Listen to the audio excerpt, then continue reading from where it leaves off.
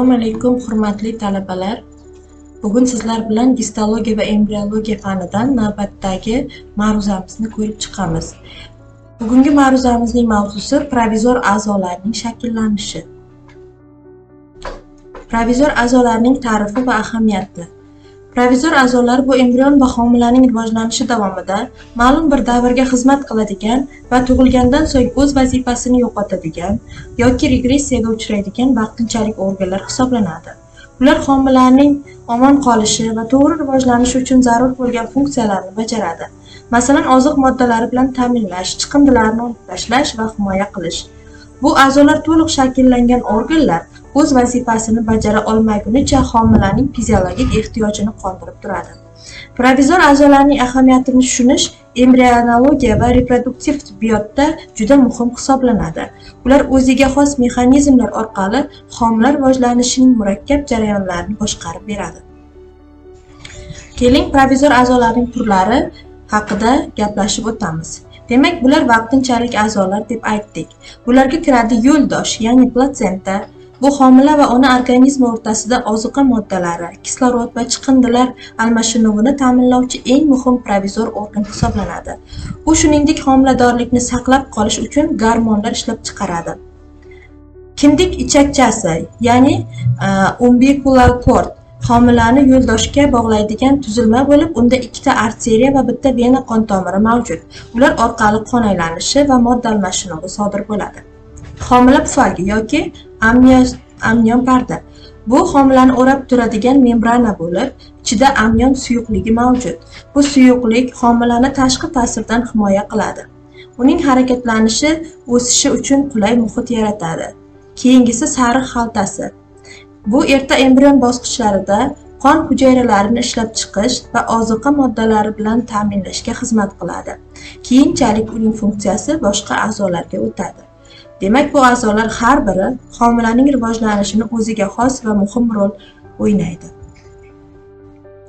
Embriogenezda provizor organlar qayerdan kelib chiqishi haqida gaplashadigan bo'lsak, birinchi navbatda bular hujayra differensiatsiyasi natijasida hosil bo'ladi. Ya'ni provizor a'zolar embrionning ilk rivojlanish bosqichlarida hujayra ixtisoslashuviga yordam beradi. Gen ekspressiyasi. Ular homila organlarining to'g'ri shakllanishi uchun zarur bo'lgan genlarning ekspressiyasini boshqarib beradi.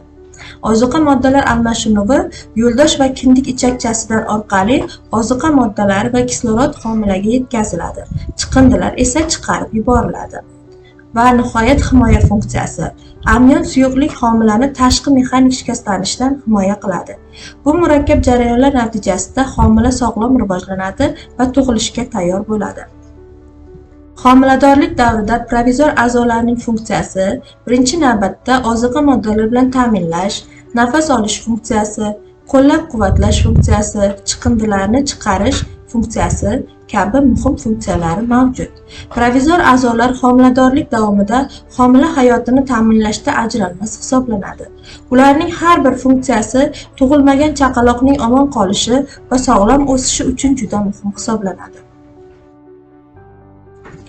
Provizor a'zolarning patologiyalari va ularning oqibatlari. Birinchi navbatda yo'ldosh patologiyalari.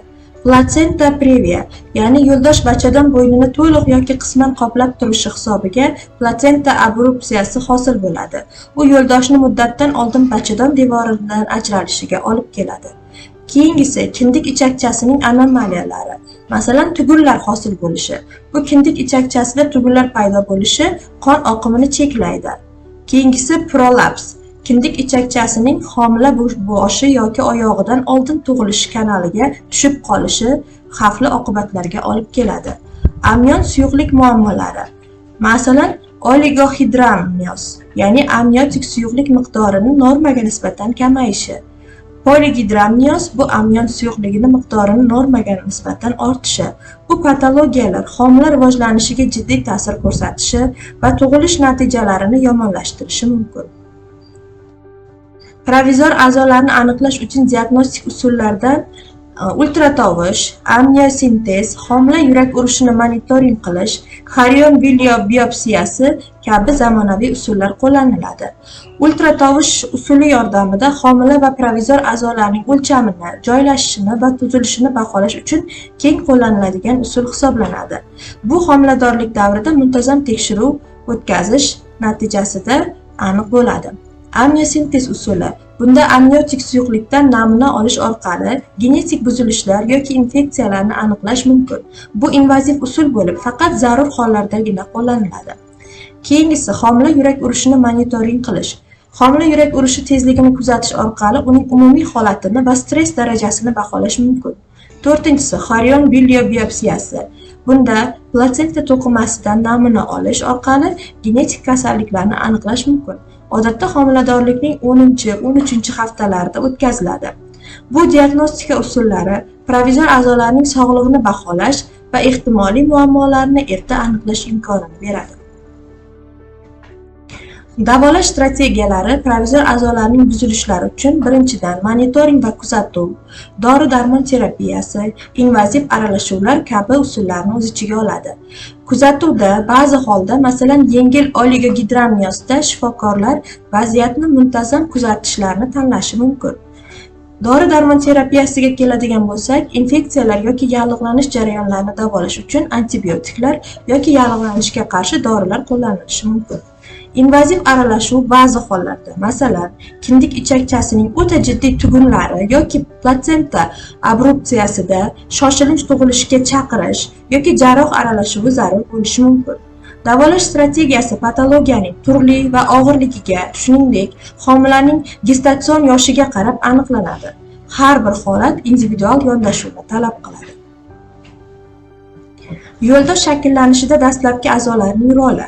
Yo'ldosh homiladorlik davrida homila va ona organizmi orasidagi hayotiy bog'lanishni ta'minlovchi murakkab organdir. U homilaning o'sishi va rivojlanishi uchun zarur bo'lgan ozuqa moddalar, kislorod va boshqa muhim elementlarni yetkazib beradi. Shuningdek, chiqindi mahsulotlarni olib tashlaydi. Yo'ldoshning to'g'ri shakllanishi va funksiyasi homilaning sog'lom rivojlanishi uchun juda muhim hisoblanadi.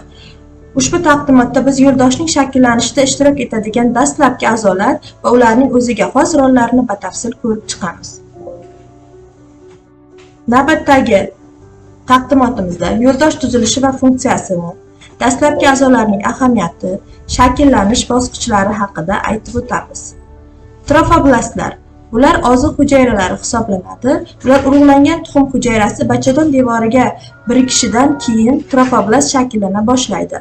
Ular blastotsistaning tashqi qatlamini tashkil qiladi va yo'ldoshning asosiy komponentlaridan biriga aylanadi. Trofoblastlar tezda differensiallanishib, sito va sintiotitoblastlarga bo'linadi. Implantatsiya va funksiyalari. Bu hujayralar bachadon shilliq qavatiga kirib, implantatsiyani ta'minlaydi. Implantatsiya bu homilaning bachadon devoriga yopishishi. Ular ona qon tomiriga kirib, yo'ldoshning maternal qismini shakllantiradi. Sitotrofoblastlar va sintiotrofoblastlarning doimiy yangilanishini ta'minlab, ularni qayta to'ldirib turadi. Bu hujayralar kislorod, oziq modda va chiqindilarni onadan homilaga va aksincha homiladan onaga o'tishini ta'minlab beradi. Mezoderma hujayralari ekstraembrional mezodermaning shakllanishi yo'ldosh qon tomirlari uchun asos hisoblanadi, bazal membrana va fibronektin sekretsiyalaridan tashkil topgan bo'ladi.